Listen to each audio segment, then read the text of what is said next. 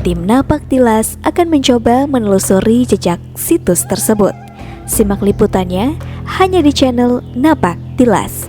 Jangan lupa like, komen, share, dan subscribe.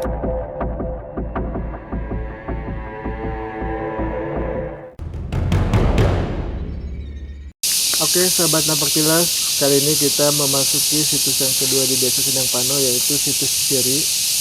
Saya ditemani sama Pak Kuncen sama Pak Abang. Nanti beliau akan menyampaikan terkait dengan situs ini, seperti apa sih pitutur atau sejarah atau cerita budaya dan tradisi yang diselenggarakan di situs ini, dan mitos-mitos yang ada di situs ini. Simak liputannya ya teman-teman.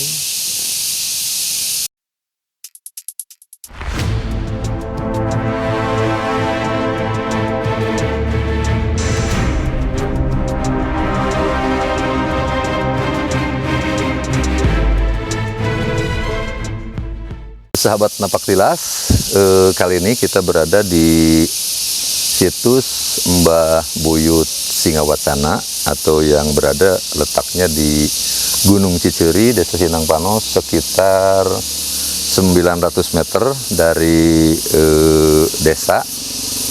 Nah, di sini terdapat makam, yaitu makam Sunan Ambu dan Mbah Buyut Singawacana.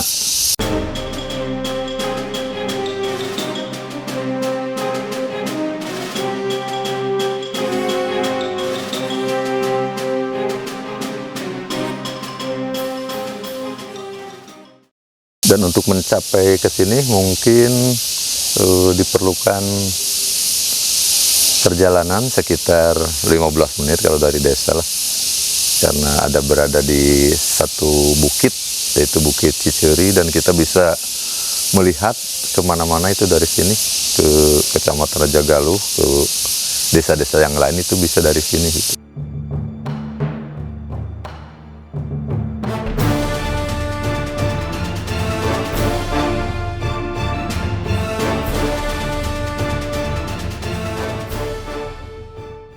Alhamdulillah kita ini sampai di setempat, yaitu Karomah Gunung Ciciri, bersama dengan Gunung Ciri atau Mendung Ciciri atau orang lain.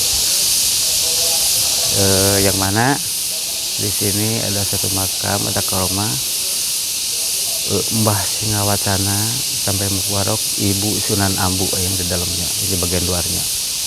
Dan disebut juga ini Gunung Ciciri, Gunung Ciri, di puncaknya daerah Desa Sindang Pano, sekitar wilayah Desa Sindang Pano. Kenapa ada kata disebut juga Gunung Ciciri atau Gunung Ciri? Itu kada orang tahu dulu, kan tadi juga disebut itu suatu ciciri, totonden atau suatu pirasat kalau bahasa ini ya. Biasa ciri. Kalaupun ada sesuatu yang terjadi, mungkin di atas lah, mungkin di atas sebelah sini. Di sini suka timbul satu diantaranya ada bendera pusaka merah putih. Ada merah putih. Ada pun yang melihat. Mungkin orang sini juga melihat, tapi kebanyakan itu dilihat orang luar Desa Sindang Pano, terutama Desa Singawada yang di bawah Desa Sindang Pano. Itu saya pernah satu kali masuk sini, katanya ada bendera di atas pohon, di mana di Gunung Ciciri gitu. Jadi di sini tempatnya. Sampai dia nyusul, kok nggak ada, ya mungkin kelihatan atau barang apa gitu. Tapi itu satu pertanda cerita orang tua emang bener. Disebut Gunung Ciri itu ciciri atau tonden, atau suatu tanda peringatan, memberitahu. Menurut mitos ada kejadian begini, tah cirinya begitu gitu. Satu, berupa bendera pusaka merah putih berkibar di atas pohon di keramat Gunung Ciciri. Yang keduanya juga ada suatu pentungan atau bareng kecil. Kalau disebut di sana sih disebutnya bareng. Itu suka bunyi. Ada pertanda kedengaran kemana-mana itu bunyi kung begitu. Itu yang kenal dengan maka disebutnya Gunung Ciciri. Gunung Ciri memberitahu sesuatu akan terjadi. Ya mungkin barang itu mudah-mudahan suatu kejadian yang baik itulah. Mungkin itu tapi tandanya cirinya seperti itu. Dan makam kormahnya mungkin di dalam juga itu yang tadi sebut Makbarok Mbah Singawacana, yang satunya itu Ibu Sunan Ambu yang di sini. Itu suatu rentetan dari cerita yang tadi sebut berdirinya ada suatu desa Sinangpano, diantaranya di satu. Berarti yang tadi disebut Sindang Penyinangan, tempat nyindang berberhenti, Panonoban, para nonoban. Di antaranya nonob sampai babak-babak di daerah sini. Di sini dimakamkannya di Gunung Ciciri. Itu di antaranya cerita seperti itu.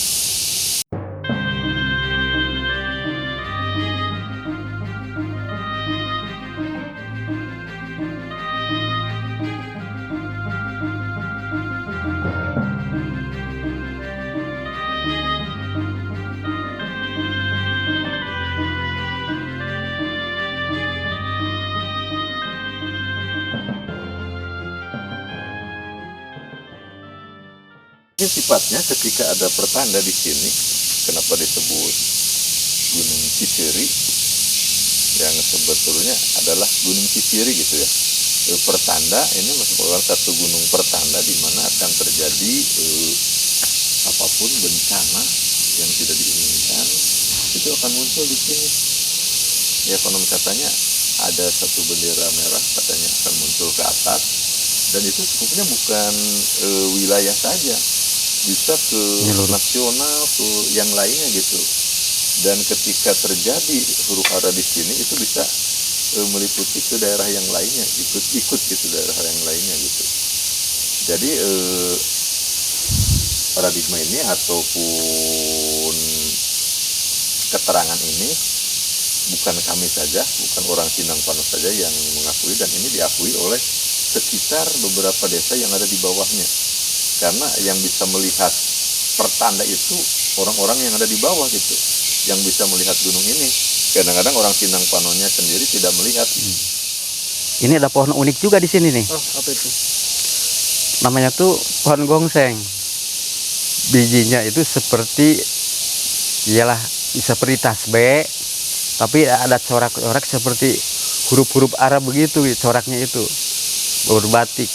Tapi cuman ada di sini. Saya cari-cari di daerah mana nggak ada. Pohonnya yang mana? Nah, saya lihat pohon itu nggak kelihatan seperti apa, tapi seperti ari-arian gitu ya. Cuman tahu-tahu udah banyak di sini. Tapi waktu jatuh ke sini sampai itu nggak tumbuh, malah jadi seperti batu, seperti keras. Bijinya tuh namanya biji gongseng tuh. Nggak ada bijinya ya sekarang? Saya cari, nggak, di rumah banyak tuh saya itu. Tapi pohonnya kayak gimana? Pohonnya kayak begini nih, tapi ini nih seperti ini, merambat ke atas.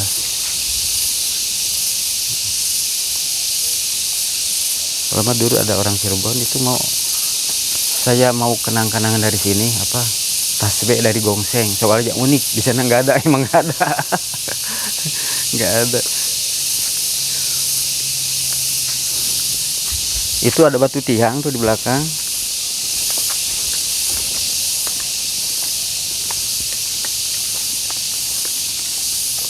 Nah ini satu. Ya, batu satangtung lah. Batu satangtung.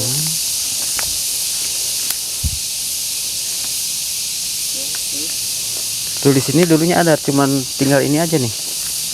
Ini lebih tinggi di sini, besar, segini kalau nggak salah. Batunya satu segede gini nih. Dibulatnya seperti ini. Itu waktu saya belum kesini, waktu dulu masih ada. Tapi sudah saya kesini, dia tanya-tanya nggak ada.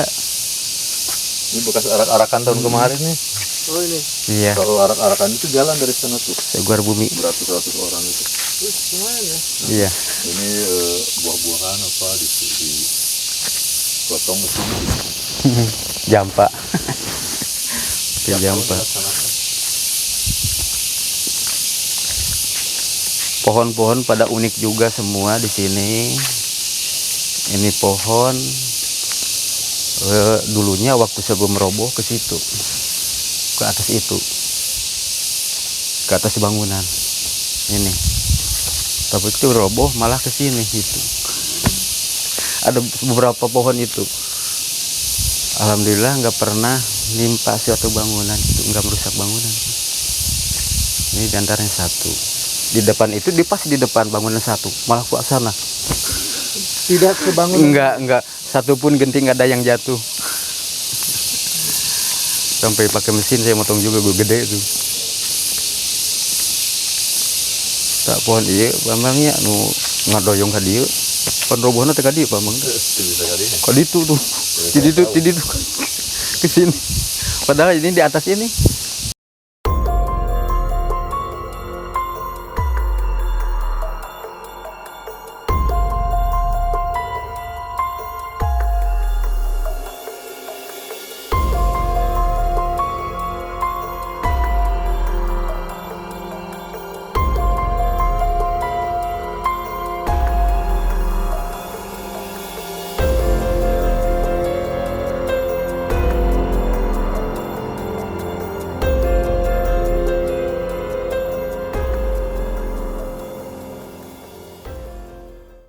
Meninggal kaki itu 91, mungkin tahun 80-an lah. Tadinya makannya sama batu-batu di pinggir, cuman ini ada batu dua, terus di tengahnya itu ada seperti tanah yang muncul ke atas. Kalau kata sekarang itu apa, hunjur ya, hunjur ke atas terus sampai hampir rata dengan ini. Nah semenjak di sini pakai ini, hunjurnya nggak ada, malah pindah ke situ. Oh iya. Timbul di situ. Pangeran Singawacana. Singawacana. Yang satunya lagi Akhirnya Ibu Sunan Ambu. yang ada hunjurnya. Ada ya, yang ada hunjurnya itu baru tuh. Oh, Mungkin hunjurnya ada, baru. mungkin ada 2 tahun ada lah. 2 tahun ada. Itu. Dulunya hampir menutup ke sini, tumbuh ke sini. Hampir ketutup semua. Nah mungkin udah berhenti sampai sini pada kecil lagi gitu.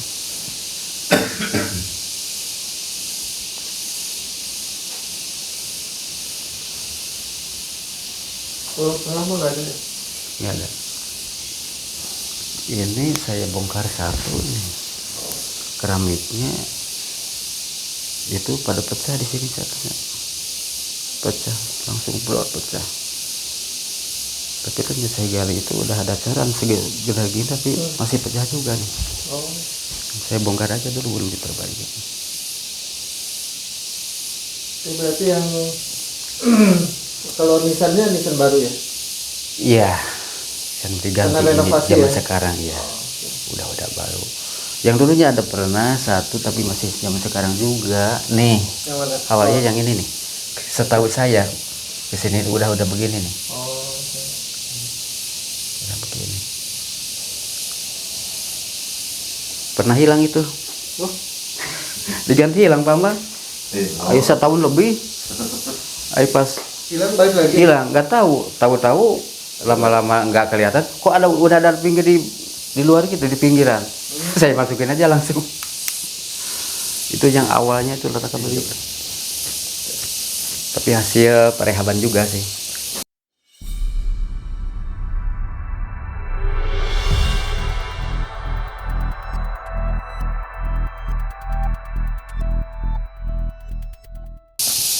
Beliau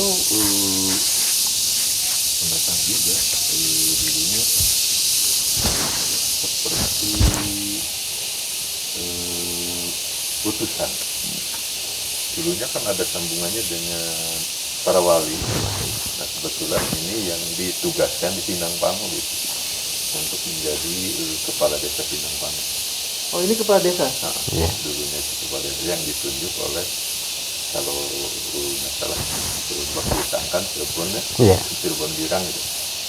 Karena dulunya ketika para wali melakukan sidang di puncak Gunung Ciremai, itu kebetulan dulunya itu kalau singgahnya itu di sini di Sindang Pano, jadi disebutnya Sindang gitu, tempat pengliritan, tempat istirahat Penglirinan. gitu, tempat istirahat sampai beliau menjadi betah dan mengutus satu santrinya untuk memimpin di desa Sindang Pano gitu. Biasanya yang datang ke sini dari mana aja? Banyak dari luar kota juga banyak. Ada juga yang saya katakan tadi, mungkin itu satu petunjuk ya, satu petunjuk dari Kalimantan, dari Sumatera nyampe sini. Dikatakan dia tadi belum tahu ada satu keramat di desa ini gitu, cuman alamatnya cuma ada Majalengka, desa Sindang Pano, cuman itu aja, cari Sindang Pano gitu. Ya mungkin baru kebanyakan yang nyasap ke daerah Sindang, juga ada juga Sindang, desa Sindang sekarang kecamatan, yang ini Sindang Pano. Ya alhamdulillah ketemu juga sampai sini. Ada yang dari Karawang, Bogor, Cikarang, di Banten juga ada. Kalau dari sananya dari Semarang ada. Kebanyakan orang Indramayu banyak di sini, daerah Indramayu itu. Cirebon juga ada. Alhamdulillah. Kadang ada suka ada yang nginep juga di sini, ada yang nginep, ada yang seminggu, ada yang 3 hari, ada yang 1 hari pun ada. Iya, satu pendatang menginap di sini, menyepi kata dia tuh. Alhamdulillah.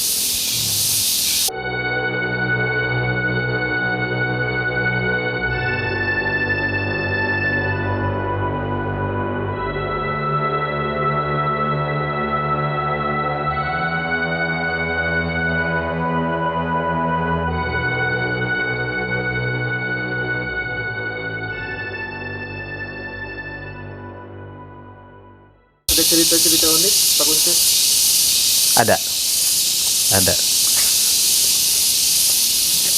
Malah saya dialami saya sendiri sama tamunya, sama tamu ziarah yang datang sama saya.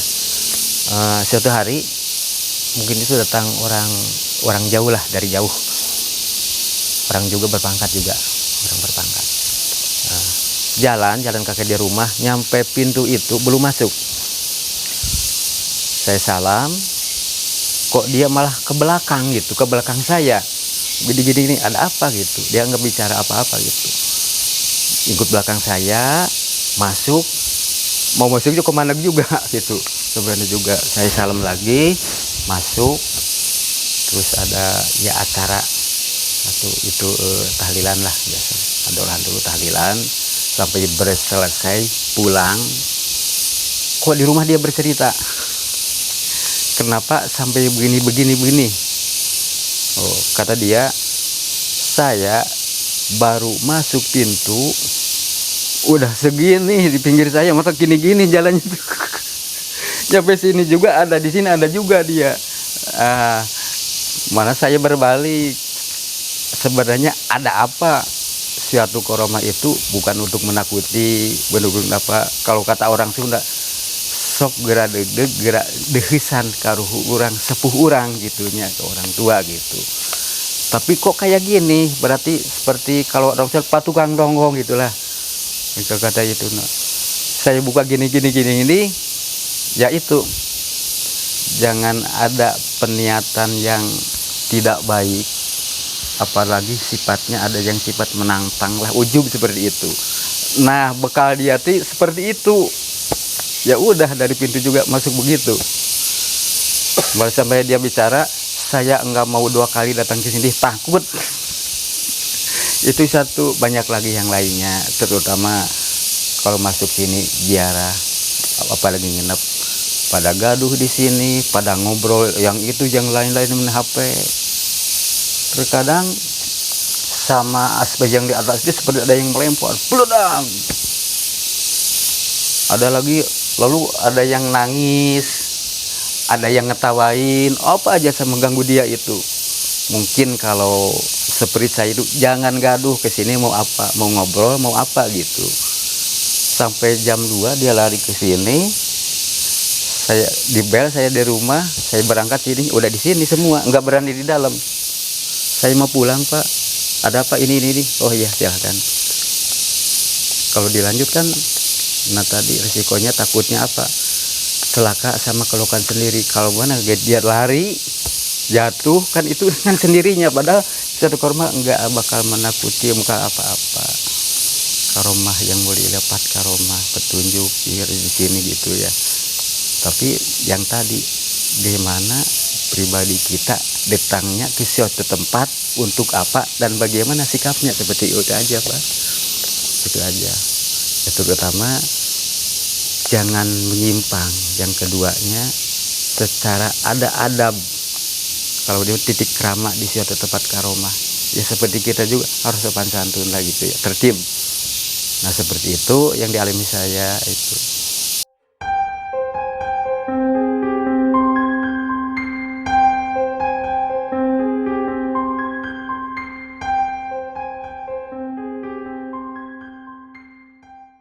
Cobalah kemana-mana juga mungkin itu ya, berkelakuan baik. Apalagi di suatu tempat karomah sifatnya yang enggak kelihatan gitu. Mungkin ya lihat tahu enggak kita biasa sompol ini itu gitu.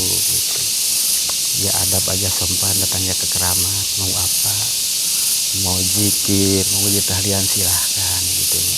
Tapi jangan yang lain-lain gitu. Tiap Jumat Kliwon juga diadakan doa bersama di sini, Rutin. dipimpin oleh Pak Bunti, para ustadz juga hadir, tokoh masyarakat, para kepala desa, perangkat desa. Itu rutin dilaksanakan setiap Jumat Kliwon. Kemudian tiap tahunnya, tiap bulan Oktober juga sama, di sini diadakan tahlil yang dihadiri oleh seluruh masyarakat desa Sinangpano, diawali dengan arak-arakan dari alun-alun desa berjalan sampai ke sini gitu.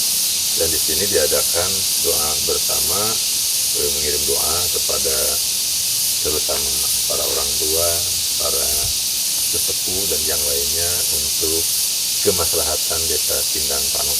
Itu yang kami lakukan tiap tahun, dan alhamdulillah situs ini terima kasih juga kepada Pak Kunti yang sudah bersedia memelihara tempat ini. Dan ini kalau tidak dipelihara tidak akan bersih seperti ini gitu. Kemudian yang selanjutnya, situs ini juga untuk merupakan kekayaan dari desa Sinangpano dan ya, kekayaan budaya. Dan ini juga untuk mendidik juga para generasi muda sekarang, dan untuk melindungi juga pohon-pohon yang ada di sini. Dan terdapat pohon-pohon langka dan cuma ada di sini pohon-pohon seperti ini gitu. Oke, sahabat Napak Tilas, cukup sekian ya liputan kali ini di situs Ciceri. Semoga apa yang tadi disampaikan oleh Pak Ambang dan Juru Kunci bisa memberikan pemahaman buat kita semua, terutama generasi muda, bahwa di sini ada salah satu situs bersejarah yang memiliki kiprah ya di masa lalu terkait dengan pembentukan desa Sinangpano. Sampai ketemu di liputan selanjutnya ya teman-teman.